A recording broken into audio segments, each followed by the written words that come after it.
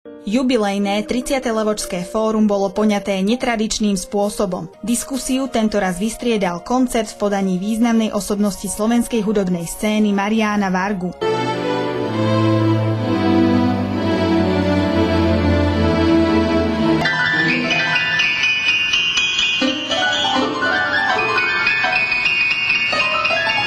Schádzame sa tu už viac ako 7 rokov a tak sme si povedali, že 30-ku treba oslaviť. Bola taká možnosť, bol som oslovený manželkou pána Vargu s tým, že Marián mal veľkú chuť zahrať v Levoči. My si povedali, že sporiť koncert Mariána Vargu a 30. Levočské fórum bolo jednak pre nás cťou, jednak akýmsi unikátnym projektom a veľmi radi sme to priniesli ľuďom, ktorí chodia z celého Slovenska na Levočské fórum. Je to pekné mestečko a hlavne toto divadlo je také útulné, krásne. Verní návštevníci Levočského fóra si prišli vypočuť skladby z repertoára umelca, ktorého hudba je im dobre známa, no boli medzi nimi aj takí, ktorí Mariána Vargu počuli hrať naživo poprvýkrát. S manželkou chodívame na Levočské fórum už pomerne dlho. Bol som prvýkrát na koncert Mariána Vargu. Odchádzam s takými dojmami, že som videl niečo, čo nie je bežné, až neobvyklé.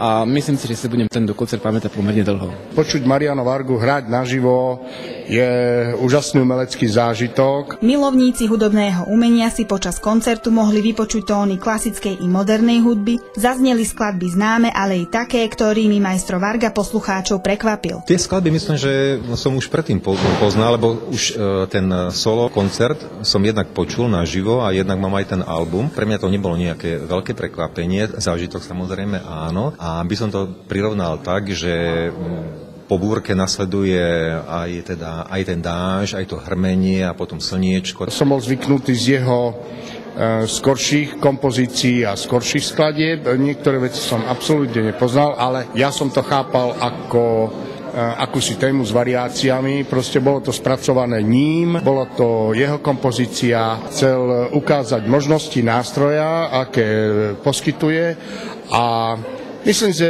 že každý si prišiel na svoje. Viacerých zúčastnených Marián Varga potešil aj známou skladbou Ľalia poľná z albumu Na druhom programe sna.